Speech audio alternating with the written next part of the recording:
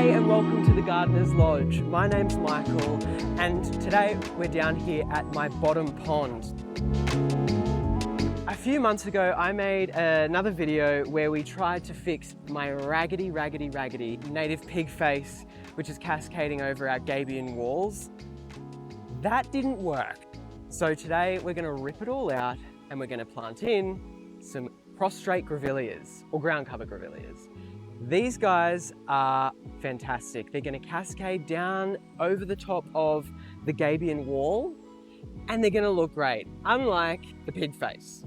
So I've got two varieties here. One is a hybrid of Acanthofolia and Laurifolia. The other is a Laurifolia hybrid as well. If you'd like to know a little bit more about Grevilleas, you can actually listen to this week's episode of the Gardener's Lodge podcast. We actually spoke to Binchy from Binchy's Garden, and he is a Grevillea expert. He is a horticulturalist from Victoria, and he is mad about Grevilleas. He grafts a lot of them himself. He's a part of a massive network of Grevillea grafters, and he's a really great guy. It's a great chat. So check out the link in the description to the podcast, and I think you'll enjoy it. But for today, we're gonna rip out this fugly Pigface.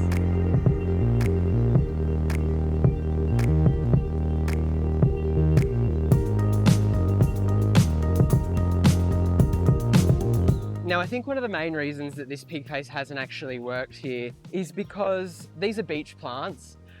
I live in the mountains.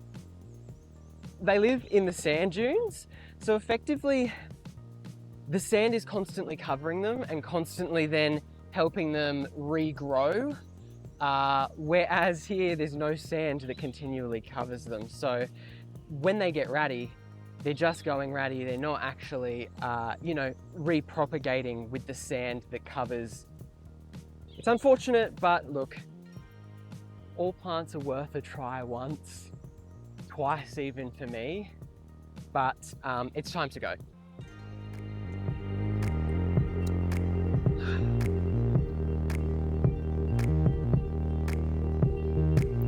Oh God, she's stuck.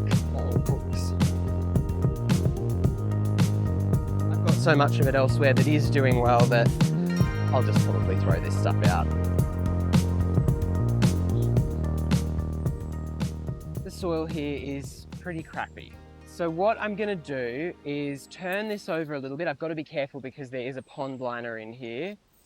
We're gonna build this up with a few more rocks along the pond side, put in our fresh native soil and plant into that.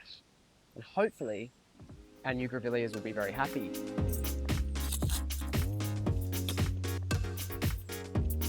The stone we have local in the area is ironstone and it is bloody heavy. Oh.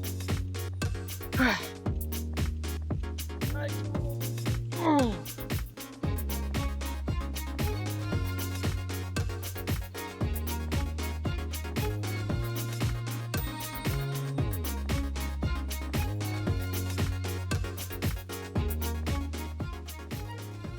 So now that we've got this all clean and we've got the new rock layer in, we have space to backfill with a bit of native soil. Now, these guys, Grevilleas, they're a part of the Proteaceae family. So that's things like Banksias, Waratahs, Hakeas, Grevilleas, of course. And they are phosphorus sensitive, or rather, they're actually phosphorus super suckers. So what that means is that they are really adapt to finding phosphorus within our ancient Australian soils. But that also means when you're using them in a garden situation or putting them into brought in soils, it needs to be native soil because this is phosphorus free or very low phosphorus, which is perfect for these guys.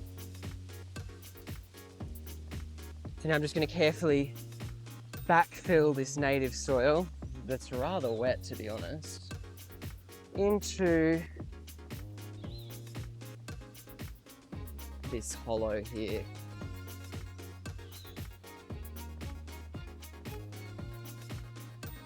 Cheeky planting tip here.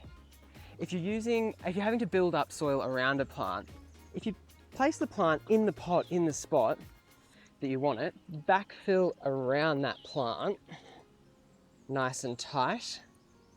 Pack it in around the pot there. And then when it comes time to taking it out of the pot, you've got the exact hole that you need to be able to pop it in there. Wow! So now we're going to pop this directly in here. Now the roots aren't crazy developed here, so I'm just going to slide that, boom, right in, pat her in, and she's good as gold.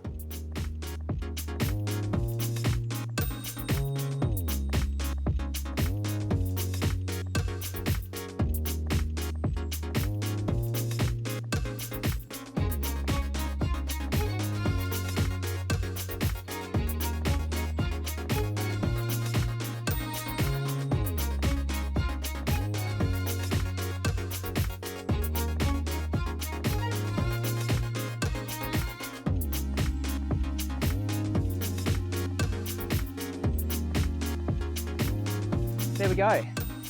Oh.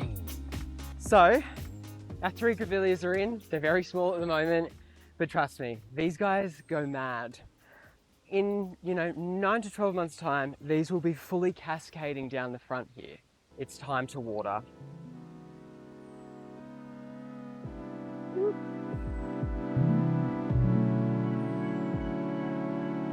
Clean up these little rocks that I've popped in. They've all got the soil all over them.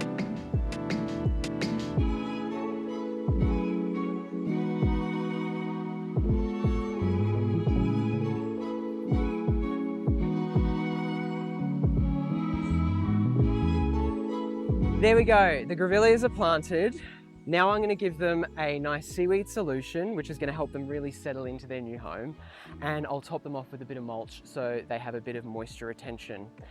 I'll keep the water up to these guys for, the next 2 to 3 weeks. And then I'll start to wean off my watering so that we can help them become drought resistant and successful at finding their own water. My Grevilleas are in the ground and they're gonna go gangbusters in the next couple of months. In a year's time, they're gonna be hitting the floor here and I'm gonna have some big problems with trimming them back, I'm sure. But that's a problem I'd like to have.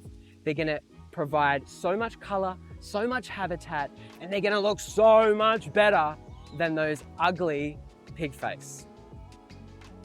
Thank you so much for joining me today, guys. Don't forget to give this video a thumbs up and hit the subscribe button if you want more garden goodness from the Gardener's Lodge. Don't forget to check out the Gardener's Lodge podcast. Oh, and if you want your own free Australian native garden design, the link is in the description below. Hooroo!